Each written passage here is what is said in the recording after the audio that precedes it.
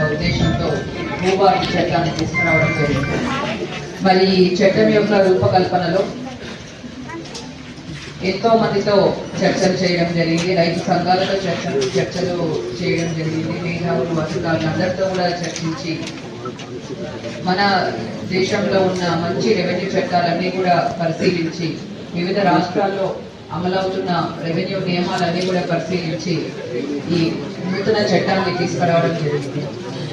మరి ఈ చట్టమే తీసుకురావడమే కాదు, దానికి సంబంధించిన నియమాలు నిబంధనలు కూడా 3 నెలల్లోగానే అన్ని కూడా తీసుకొచ్చి మన ముందు ప్రవేశపెట్టడం జరిగింది. మరి ఈ చట్టంలో ముఖ్యాంశాలు ఏంటి? ఇది వరకు ఒకసారి భూ రికార్డులో పేరెక్కి డిజిటల్ సిగ్నేచర్ అయితే ఇతర రైతులు ఆ సర్వే నెంబర్లో వారి పేరు ఎక్కించుకోవాలంటే చాలా ఇబ్బందులు పడేవారు. సివిల్ కోర్టు నుంచి ఆర్డర్ చేస్తేనే పేరు మార్పిడి అనేది జరిగేది. మరి ఇప్పుడు అలా కాకుండా మీకు భూ రికార్డులో ఎటువంటి సవరణ కావాలన్నా, అంటే ఉదాహరణకు మా భూమి మాకు తెలియకుండా వేరే వాళ్ళు చేసుకున్నారు, మేము సాగులో ఉన్నాం అయినా కూడా మాకు మా పేరు తీసేసి వేరే వాళ్ళ పేర్లు ఎక్కించారు, ఇటువంటివి ఏమైనా కంప్లైంట్స్ ఉన్నా కూడా మీరు తహసీల్దార్ ఆఫీస్ ముందు మీరు దరఖాస్తు చేసుకుంటే తహసీల్దార్ గారు ఇంట్రెస్టెడ్ పార్టీస్ అందరికీ కూడా నోటీస్ ఇచ్చి అభ్యంతరాలు స్వీకరించి పరిశీలించి దాన్ని ఫైనల్ ఆర్డర్ అనేది ఇవ్వడం జరుగుతుంది.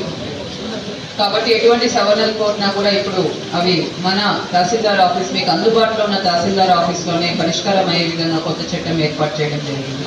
ఇది వరకు మీరు జిల్లా కలెక్టర్ కార్యాలయం వరకు మారుమూల ప్రాంతాల నుంచి రావాల్సి ఉండేది, కానీ ఇప్పుడు మీకు అందుబాటులో ఉన్న ఆఫీస్లోనే మీకు ఈ సమస్య పరిష్కారం అవుతుంది. ఒకవేళ తహసీల్దార్ ఇచ్చిన ఆర్డర్తో మీరు సంతృప్తి చెందకపోతే ఆర్డీఓ ఆఫీస్లో కూడా మీరు దరఖాస్తు చేసుకొని అప్పీల్ వేయాలి. అప్పీల్ వేసి ఆర్డీఓ గారు అవన్నీ కూడా పరిశీలించి పరిష్కారం చూపించడం జరుగుతుంది.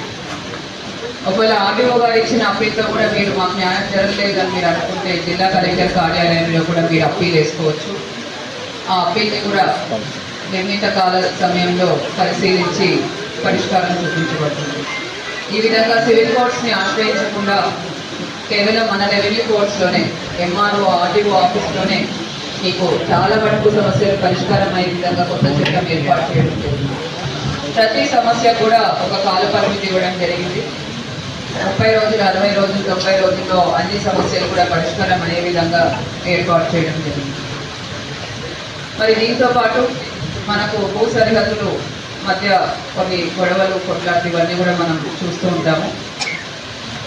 ఎప్పుడైనా సర్వేకి అప్లికేషన్ పెట్టుకుంటే సర్వేయర్ వచ్చి మేము బయట సర్వే నెంబరే చేస్తాం కానీ లోపల మేము సబ్ డివిజన్స్కి మేము సర్వే చేయలేమని చెప్తున్నాం.